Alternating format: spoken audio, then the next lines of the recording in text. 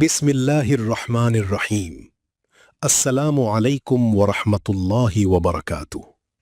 সম্মানিত সুধী, আমাদের পাহাড় পাবইজান বাইতুল হালিম জামে মসজিদটি এই এলাকার একটি অন্যতম দ্বীনী কেন্দ্র। এখানে প্রতিদিন শত শত মুসল্লি আল্লাহর সিজদা আদায় করেন, সন্তানরা কোরআন শিক্ষা লাভ করে। কিন্তু অত্যন্ত দুঃখের সাথে বলতে হচ্ছে, সময়ের সাথে সাথে মুসল্লিদের সংখ্যা বাড়লেও আমাদের মসজিদের অবকাঠামোগত উন্নয়ন এখনও বাকি রয়েছে। এখানে মসজিদের নির্দিষ্ট সমস্যা, যেমন ছাদ, উজুখানা, টয়লেট, টাইলস, রাস্তায় চলাচলে সমস্যা। প্রিয় ভাইয়েরা আমার, মুক্তাগাছার মানুষ বরাবরই ধর্মপ্রাণ ও দানশীল। আমি আপনাদের সবার কাছে আকুল আবেদন জানাচ্ছি, যার যার সাধ্য অনুযায়ী এই বাইতুল হালিম জামে মসজিদের উন্নয়ন তহবিলে মুক্ত হস্তে দান করুন। কেউ 1 বস্তা সিমেন্ট দিয়ে, কেউ রড দিয়ে, কেউ ইট দিয়ে, কিংবা নগদ অর্থ দিয়ে আল্লাহর ঘরের এই মহৎ কাজে শরিক হন। আপনার সামান্য অনুদানই হতে পারে আপনার পরকালের নাজাতের ওসিলা। আসুন, আমরা সবাই মিলে আমাদের পাহাড় পাবইজান বাইতুল হালিম জামে মসজিদকে একটি সুন্দর ও দৃষ্টিনন্দন আদর্শ মসজিদে রূপান্তর করি। আল্লাহ আমাদের সবার দানকে কবুল করুন, আমিন। ওমা তৌফিকি ইল্লা বিল্লাহ। আসসালামু আলাইকুম ওরহমতুল্লাহ। বিসমিল্লাহির রহমানির রহিম। মাননীয় এমপি মহোদয়, ময়মনসিংহ 5 মুক্তাগাছা আসন, ওনার বরাবর আমাদের আকুল আবেদন এই যে আমরা পাহাড় পাবইজান উত্তর পশ্চিম পাড়া বাইতুল হালিম মসজিদের সকল মুসল্লিয়ান এখানে একত্রিত হয়েছি। আমাদের এই মসজিদটি অত্যন্ত জরাজীর্ণ অবস্থায় আছে এবং আমাদের এই মহল্লায় প্রায় 180 জন খানা নিয়ে একটি মহল্লা গঠিত হয়েছে। এখানে প্রায় ম্যাক্সিমাম লোক দিনমজুর, তারা দারিদ্র নিচের সীমানায় বসবাস করে, যার কারণেই অর্থনৈতিক অবস্থা আমাদের অত্যন্ত নাজুক। মসজিদটি এখনো পর্যন্ত আমরা মসজিদের উন্নয়নমূলক কাজকর্ম সুসম্পন্ন করতে পারি নাই, একমাত্র অর্থের অভাবে।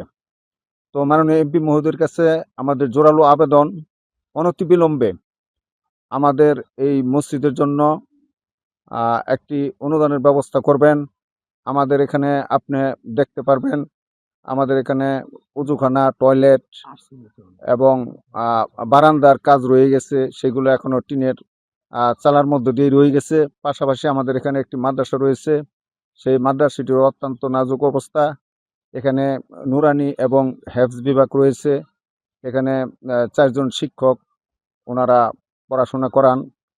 প্রায় 50-60 জন ছাত্রছাত্রী এখানে লেখাপড়া করে, কিন্তু এখনো পর্যন্ত এই কাঁচা মাটির উপরে চট বিছিয়ে সেখানে লেখাপড়ার কর্মকাণ্ড চালানো হচ্ছে। তো অতএব এলাকাবাসীর আকুল আবেদন আপনার প্রতি এটাই যে আমাদের মাদ্রাসা এবং মসজিদের জন্য বড় ধরনের একটি অনুদানের ব্যবস্থা করবেন, যাতে এই গরিব ছাত্রছাত্রীদের লেখাপড়ার সুযোগ সৃষ্টি হয় এবং অত্র এলাকার যে সকল মুসল্লিয়ান আছে তারা যাতে সুন্দর এবং ভালোভাবে নামাজ আদায় করতে পারে, এই সুব্যবস্থা করে দেওয়ার জন্য আপনার প্রতি এলাকাবাসীর পক্ষ থেকে জোর দাবি জানাচ্ছি। ধন্যবাদ।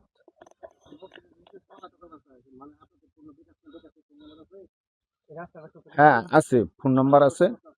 এবং ওই যে পাশাপাশি আমাদের এমপি মহোদয় আমাদের বাড়িতে নির্বাচনের সময় উনি এসেছিলেন যে রাস্তাটি দিয়ে, এই রাস্তাটিও কিন্তু অত্যন্ত কাঁচা রাস্তা এবং অত্যন্ত নাজুক অবস্থা। বৃষ্টি হলে এটার ভিতর বিভিন্ন জায়গায় পানি এবং কাদার সৃষ্টি হয়, মুসল্লিদের এবং ছাত্রছাত্রীদের যাতায়াতের ভীষণ অসুবিধা হয়।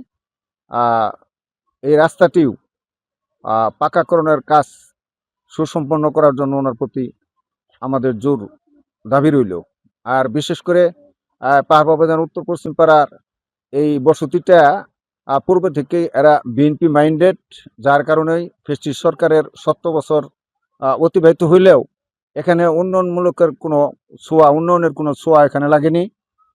কারণ ফ্যাসিস্টের নেতা কর্মী এবং সকলেই তারা জানে যে এটা বিএনপির এলাকা, এখানে আমাদের কোনো অনুদান দেওয়া যাবে না।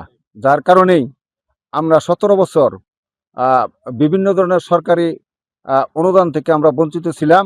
তো আশা রাখি বর্তমান যেহেতু বিএনপি সরকার ক্ষমতা রয়েছেন, অতএব এই এলাকা যেহেতু বিএনপি ম্যান্ডেট এবং এই এলাকার ম্যাক্সিমাম ভোটারই ধানের শীষে ভোট দিয়ে আসছে অনেক পূর্ব থেকেই। অতএব আমরা আশা রাখি যে অনতিবিলম্বেই আমাদের রাস্তা, মাদ্রাসা এবং মসজিদ এই ৩টা কাজ আমাদের মাননীয় এমপি মহোদয়ের মাধ্যমে সুসম্পন্ন হবে ইনশাআল্লাহ।